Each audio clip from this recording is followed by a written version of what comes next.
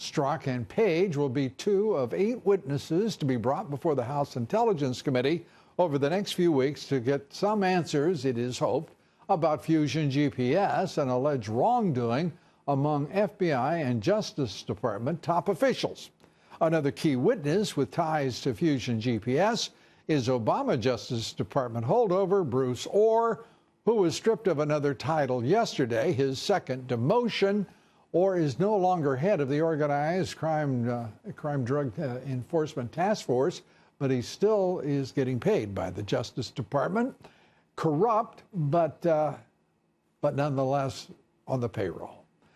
My first guest tonight says Peter Strzok's misconduct amounts to a criminal act. Joining us tonight is Chris Farrell, Director of Investigations and Research for Judicial Watch, the organization that successfully filed a Freedom of Information Act to release these documents. Great to have you here. Thank you, Lee. And great continued work on all of this. It is stunning. Just how incriminating do you believe these texts to be, and how in the world did we ever get a hold of them? You got a hold of the texts really because of Judicial Watch litigation, because we pursued all these matters in U.S. District Court in D.C. with respect to emails and texts. We have any number of other cases still outstanding, but that's really a byproduct of that effort because they knew the heat was on. They knew that it wasn't going to go away, wasn't going to stop. There was sufficient interest and pressure. And so this is a case of them, I think, trying to get out ahead of the problem, because obviously Strzok and his girlfriend are already in bad shape. But the text messages today show that they were synchronizing, they were first of all leaking, but then synchronizing their story to both the Wall Street Journal, New York Times, and perhaps others. And that is a level of investigative misconduct and abusive process that is off the charts. And it is a crime. It is. And do we expect there to be a prosecution? One would certainly hope so. Attorney General Sessions, call your office. I've been hoping for a lot of years. Yeah. This is a case where when you have federal agents at this level, and one of whom is an attorney who has an extra duty or obligation above and beyond even ordinary citizen would have, they know what they're doing. They're kind of teasing and joking, flirting back and forth, talking about, hey, it's the Wall Street Journal articles behind the paywall. Should we play dumb about it? You know what's funny about that is they're behind the paywall. They couldn't be energetic enough or free enough with their coin to get a subscription. Yeah. For crying out loud. It's stunning. Strzok and Page also were part of the Mueller special counsel team discussed in the FBI Deputy Director McCabe. I mean, there's so many numbers floating around here. Yep. Coming up with the insurance plan, apparently in McCabe's office, to thwart President Trump's election as president. Right. And that's a case really of, at least my interpretation of it and all the information I've seen so far, that's an effort to take the Fusion GPS file, or whatever you want to call it, smear job, and use that as leverage to obtain FISA warrants to spy on Trump officials. Including General Flynn, presumably. Correct. Correct. And so they needed any excuse they could use, and that's what they used.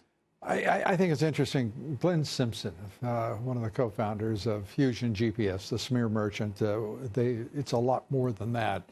And it has touched the lives, obviously, of a lot of politicos in both parties. But he wanted that testimony released, and Dianne Feinstein today did it unilaterally. She obliged him. She did. Part of me is almost relieved. My opinion is get all this stuff out public because the cockroaches hate sunlight. Right. And so, this guy's going to play a double game where he does one thing in front of the committee and then goes to the New York Times and runs an op-ed saying, oh, I want my story released. I think the most telling thing out of that transcript, and people have latched on to this claim that someone was killed with respect to the dossier, realize that was not testimony, right? That was Simpson's attorney, a very sharp guy by the name of Joshua Levy, and he was jumping in to object to Simpson's. Now, do you say sharp in lieu of a man of high principle and great integrity? I say he's a very good lawyer. I'll let you interpret that. But you can see the difference between an experienced litigator and the investigative counsel staff, who in many cases are really just policy analysts who went to law school. And there's a hell of a big difference between those two kind of animals.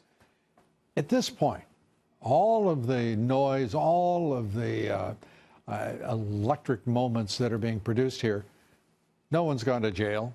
No one is facing charges. And we have a special counsel that continues to dog President Trump and his administration. And there isn't enough integrity on Capitol Hill to come to his aid and join with him in saying, cut the nonsense. Yep. As he said, this is embarrassing to the nation. This is a banana republic right now with this kind of nonsense going on. Yeah, you've got Mueller running around investigating a circle or a universe of people in search of a crime. Right. No one can articulate to you what the criminal predicate is. No one. And so they're running around, and if you dig long enough, you're going to find something. You know, he has a parking ticket he didn't pay. There's going to be something there. But the disparity in treatment, that's what irritates the hell out of the American public. Clinton and Trump. The disparity of treatment with respect to Clinton officials who, Obama officials who wildly abused the system, and Clinton officials, to that matter. And then the level of scrutiny that is occurring with respect to this Mueller investigation, it's completely out of whack. And it seems that there seems to be a very strong alliance between the leadership of the Democratic Party and that of the Republican Party. Oddest thing. Well, sitting around that cabinet table today, it was a love fest, literally and figuratively. The president wants a bill of love. It's what the president called the legislation he is looking for that will inspire DACA and realize it. Chris Farrell, as always, great to have you here. Thank you, sir. Thanks so much.